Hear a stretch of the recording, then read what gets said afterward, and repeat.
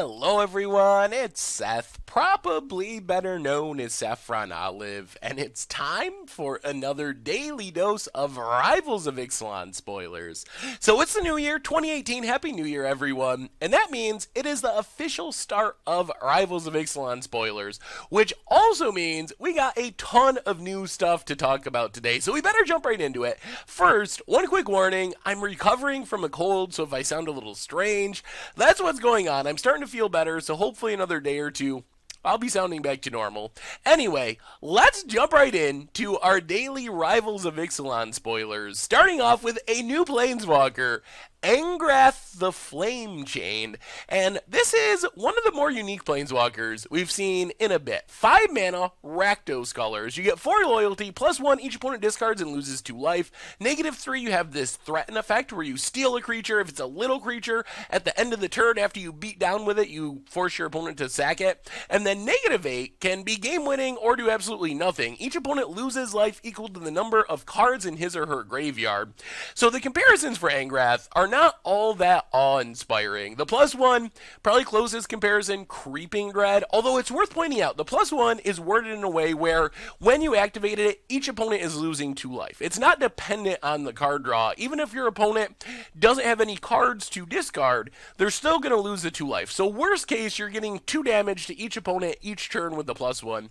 And then the -3 is kind of like a more restricted Slave of Bolas. So Slave of Bolas just steals, gives a creature haste, you can attack with it, sack it at the end of turn for any creature. Angrath does exactly that, but only sacks it if the creature has converted mana cost 3 or less. And then as far as the ultimate, it is very high in variance. There are some matchups, like against Godpharaoh's Gift in Standard, where you should just 20 your opponent and kill them on the spot if you were able to get to -8 in Ultimate Angrath. On the other hand, some matchups, not many cards in the graveyard, or someone plays a Rest in Peace if you're playing Commander, and suddenly Angrath's Ultimate does absolutely nothing.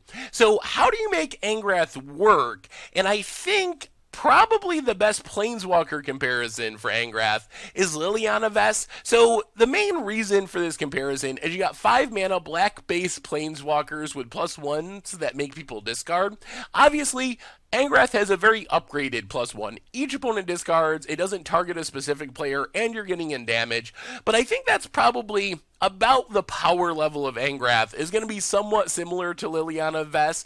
I think that Liliana Vess probably has better -2s and -8s. So I think that that's roughly where Angrath falls. Is like a okay Planeswalker, can be good in some situations in the right deck, but not like a staple Planeswalker, I don't think.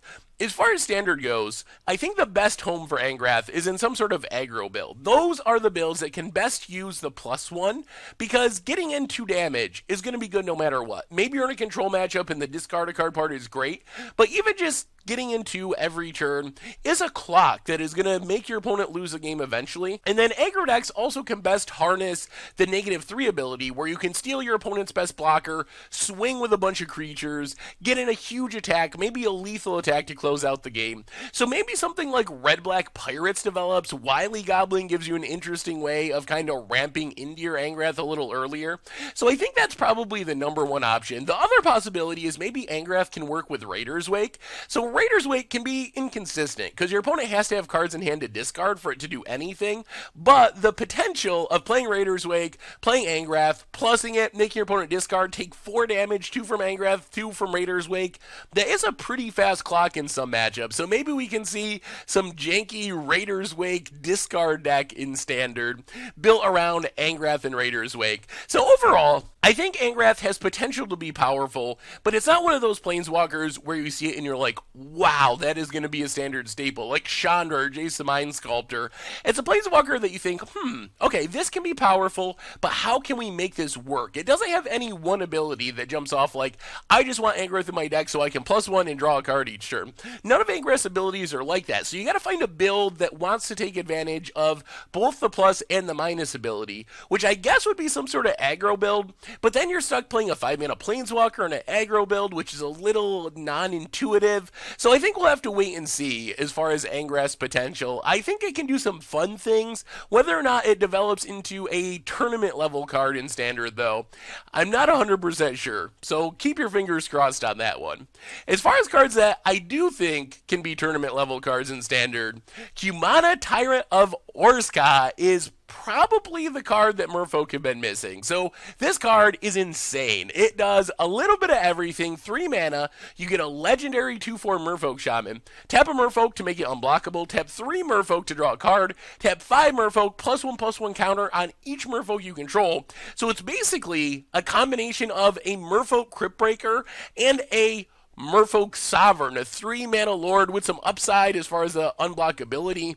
And I think the downside of Kumena, Tyrant of Orska, is the legendary status. That's the biggest drawback of this card, because this is a card that, in a Merfolk deck, you want to draw every single game. It is going to be one of the most powerful cards in your deck. The ability to draw 3 cards, like Cryptbreaker, which was a standard staple, is super strong. The ability to be a Merfolk Lord, and a permanent Merfolk Lord, even if Kumena dies, the +1/+1 counters stick on your team, is something a Merfolk deck really needs. So I think that's the biggest challenge, is how many of these can you play, because you're going to want one of these every game if you're playing Merfolk Tribal. It is that good, that important to your deck. But if you draw 3 of them in your opening hand, you're going to have to mulligan, because it's legendary and it's pretty risky. So I think Kumena is absolutely insane. It makes me very excited for the potential of Merfolk in Standard. It dodges a lot of common removal. Lightning Strike doesn't kill it because of 4 toughness. Fatal Push needs Revolt because it's 3 mana, so it's naturally resilient to a lot of popular removal. And then it works really well with some of the best Merfolk cards in the format. So Deeproot Waters is definitely a sleeper enchantment for Merfolk. Cast a Merfolk, get a 1/1 Merfolk with Hexproof. The problem with Deeproot Waters is, while it can go super wide, there wasn't really anything to do with those 1/1s. You're just making a ton of 1/1s, but they're not really big enough to really threaten your opponent. They can jump block, I guess, and keep you alive. But Kumena changes that. Now you cast a Merfolk, you get the Merfolk you cast, you get the Hexproof Merfolk from Deeproot Waters, and with Kumena out, you turn those 1/1s into 2/2s by putting counters on them, into card draw by tapping them. So I feel like Deeproot Waters with Kumena can really spiral out of control, and it might be the way to make Merfolk work in Standard. And that's not even to mention Herald of Secret Streams, which was another potentially powerful Merfolk, but it suffered from the fact that apart from random Explore counters, there wasn't a good way to get counters on your Merfolk. Kumena changes that. Now you just tap out, put 5 counters on all your Merfolk, and suddenly you have a massive board of potentially hexproof, unblockable creatures from Deeproot Waters, your Silver Gill Adepts, any of your random other Merfolk you're playing. So I think that Kumena, Tyrant of Orska, definitely gives Merfolk a chance in Standard. Is it going to beat the energy deck? I don't know if anything's going to beat the energy deck, but Kumena definitely makes me interested in trying to build Merfolk. It solves many of the deck's problems, and that's not even to mention the potential combos with Paradox Engine, tapping to draw a card, casting something to untap everything. You don't go infinite, but it seems like a lot of fun. So there's a ton of cool things we could do in Standard with Kumena. I think this card could be very good. Let's cross our fingers and hope that Merfolk are good enough to give Kumena a tier home in Standard.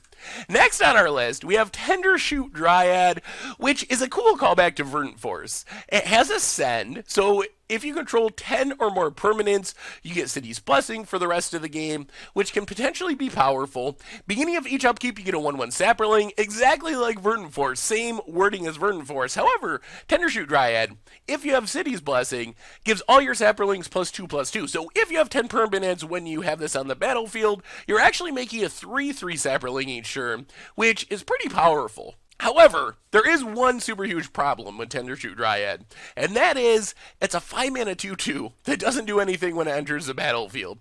So this is a 5-mana play. It's not a Muldrifter or a Cloudblazer that draws you cards. It's not a Shriekmaw that kills something. But even without doing anything right away, it still just dies to Magma Spray. It dies to Harness Lightning. It dies to everything. So I think as far as Standard is concerned, this card is stone unplayable because you really need like 4 toughness at least if you're going to try to play a do nothing 5-mana play in Standard. It's just too fragile and lines up too poorly with basically anything in the format. On the other hand, fun casual card. You can play it in your Sapperling deck in Commander on the kitchen table, play some Thelonite Hermits and Vertaloth the Ancients and Michaelos. So I think there's potential for kitchen table casual fun, Commander fun with Tendershoot Dryad, but the fact it's so small for 5 mana, means even with the upside of Ascend and the ability to make 3/3s twice each turn cycle, once on your turn, once on your opponent's turn, and it obviously is insane when that happens, but most of the time, you're just going to tap out for 5 mana, do nothing, your opponent's going to spend 1 mana on Magma Spray, follow it up with Bristling Hydra, and you're going to lose the game. So, unplayable in Standard, I think, even though it's a really sweet, really fun card, and I do like it. Next on our list, we got Form of the Dinosaurs, 6 mana enchantment, and this card's really cool from a flavor perspective because it's a callback to Form of the Dragon and Form of the Squirrel even. Basically, it turns you as a player into a creature type, and in this case, it's a dinosaur. So how does it turn you into a dinosaur? First off, your life total becomes 15. Secondly, at the beginning of your upkeep, it deals 15 damage to a creature an opponent controls, and that creature deals damage equal to its power to you. So you're basically this ravaging dinosaur. Once each turn on your upkeep, you're attacking and killing your opponent's creature, and you take some damage from it too, because they get in a bite on your neck or something, or whatever dinosaurs do when they fight each other. So you take some damage too. The problem with this card is it is amazingly slow. You have to take your 6th turn off to cast it. It doesn't do anything until your next turn, and then you do get to start killing something every turn, which is super sweet. However, there is a problem. If you read the ability, it's not a May ability. So let's say you actually manage to take your 6th turn off and cast this. You go to 15, maybe gaining life if you were low on life, losing life if you were high in life.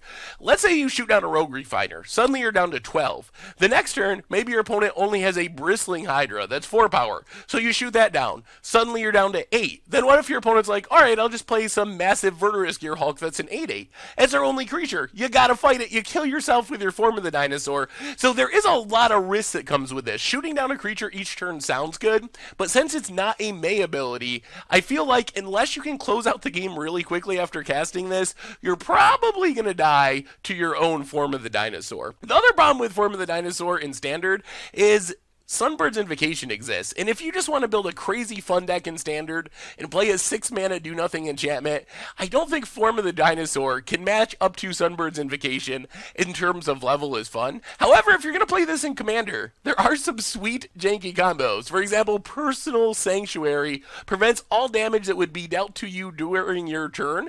So Form of the Dinosaur, all upside, just shoots down creatures every single turn over and over if you have a Personal Sanctuary out. So maybe there's some cool fun combos there. Overall, I like Form of the Dinosaur as a callback to Form of the Dragon. I like it as a flavor card. I feel like it does a good job embracing becoming a dinosaur, morphing into a dinosaur, but I don't think it's actually very good in essentially any Magic format of all time. Next on our list, we have Awakened Amalgamation, which is my vote for worst rare of day 1 of Rivals of Ixalan spoilers. 4 mana, you get a Star Golem. Its power and toughness are equal to the number of lands you control with different names. So the idea of this is you play a bunch of non-basics, maybe you're flipping around the enchantments into the legendary lands. It's going to get pretty big. The problem is it's very restrictive in the decks you can play it in, and I'm not even sure that it would be good if it was just power and toughness equal to the number of lands you control without the name aspect. It's kind of reminiscent of Squealing Leeches, but that's restricted to just swamps, but it can be pretty big. You get the same mana cost. If you're a mono black deck, it's going to be really big. On the other end, like Uvenwald Hydra is 6 mana and has power and toughness equal to any number of lands, just lands you have, period, which means Awakened Amalgamation is actually just not very compelling. Let's say the best case scenario is you happen to play a land with a different name each turn because you're playing some crazy 5-color deck. You play this on turn 4 and you get a 4/4. Even that's not very exciting. If somehow you keep managing to play lands with different names, it'll be a 5/5, then a 6/6. Even that's not all that exciting. So I just don't see any spot on the curve or any way you can construct a deck to really make Awakened Amalgamation into a compelling card that you want to play. Maybe I'm missing something. If I am, make sure to let me know in the comments, because it would be sweet if there's some crazy combo. Like if you had a card that said target land has the name of all lands or something like that. But as far as I can tell, there's just not a way to really make this into anything better than a semi-vanilla creature that isn't even that big for any converted mana cost you can think of. So anyway, moving on. One card I really do like is Journey to Eternity. So 3 mana enchantment, you enchant a creature creature. When enchanted creature dies, you return to the battlefield under your control, and then you return Journey to Eternity to the battlefield transformed. So this is basically a Gift of Immortality, very, very similar, except Journey to Eternity has a different upside. Gift of Immortality's upside is you return to the battlefield, put it back on a creature, so you can keep making one creature immortal. Journey to Eternity has the upside of returning to the battlefield as Ixalan, Cave of Eternity, which is one of the crazier lands we've seen in a while. So you can tap it to add a mana of any color, already pretty reasonable. Then you can pay 5, including 1 black and 1 green, tap it to return a creature from your graveyard to the battlefield. No timing restrictions, you do this anytime. So this just gives you a way to repeatedly reanimate your creatures over and over and over again for just 5 mana, which is a pretty competitive rate. So the question with Journey for Eternity is how do you play it? And you got to be very careful, because remember, the creature needs to die for it to transform, for it to do anything, which means you can set yourself to get blown out pretty hard by Cast Out, by Ixalan's Binding, by other exile effects. So I think if you want to play this in Standard, you really need to build around making sure you can flip it, which means putting on a Bombette Courier, so you can sacrifice it, you automatically are going to flip, maybe playing it in a Aristocrat style deck with Bantu the Glorified, Yahani Undying Partisan, so you can sack the creature that it's enchanting at will and you don't worry about getting hit by a exile effect like Cast Out. But then once you flip it around, it is really insane. Just getting back a Noxious Gearhulk every turn, getting back Gish-Ass Sun's Avatar, Razaketh the Foul-Blooded.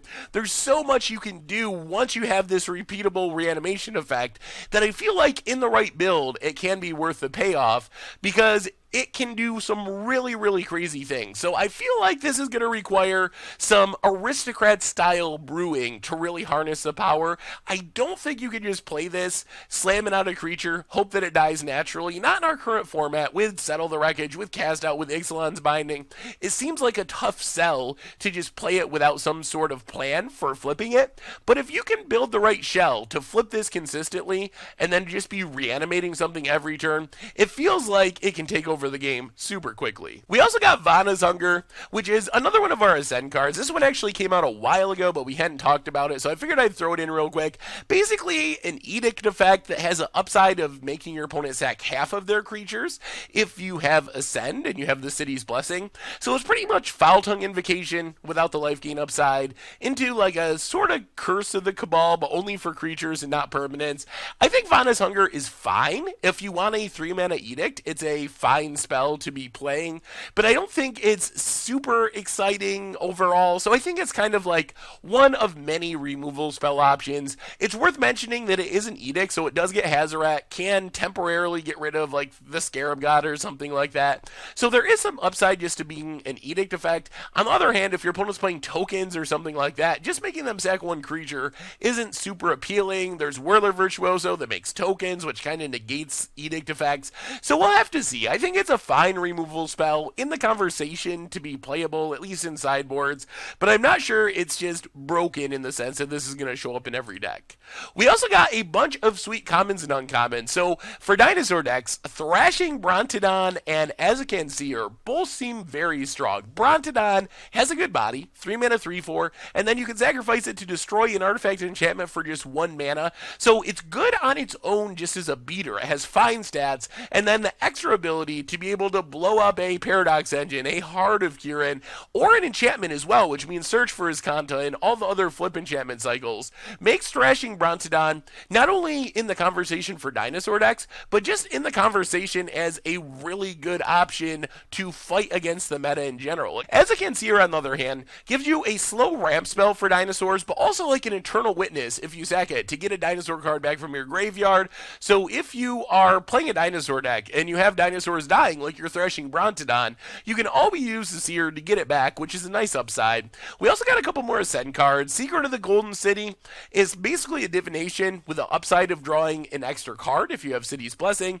Dust Charger pretty much limited only, even as a 5/5 for 4 with City's Blessing. Still not really in the conversation for standard, but fine limited cards. Otherwise, Enter the Unknown, kind of like a new Explorer, except you need creatures. Could be pretty good in the right shell. And then just a bunch of limited fathers. Anyway, those have been our daily Rivals of Ixalan spoilers for today.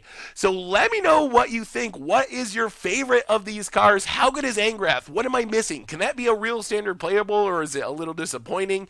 Can Kumena make Merfolk a real tribe in standard? What about Tendershoot Dryad? Is there any way it can overcome the tiny 2/2 body for 5 mana problem? Form of the Dinosaur. What do you want to do with that one? Can it break out of Dinosaur Tribal and be a real competitive card in other archetypes? How about Journey to Eternity? How good is the new flip cards? The commons and uncommons, Vanas Hunger? Let me know in the comments. Thank you so much for watching. I hope you enjoyed the video, and I will talk to you soon. Thanks for watching the video. If you enjoyed it, help us out by clicking that like button down below.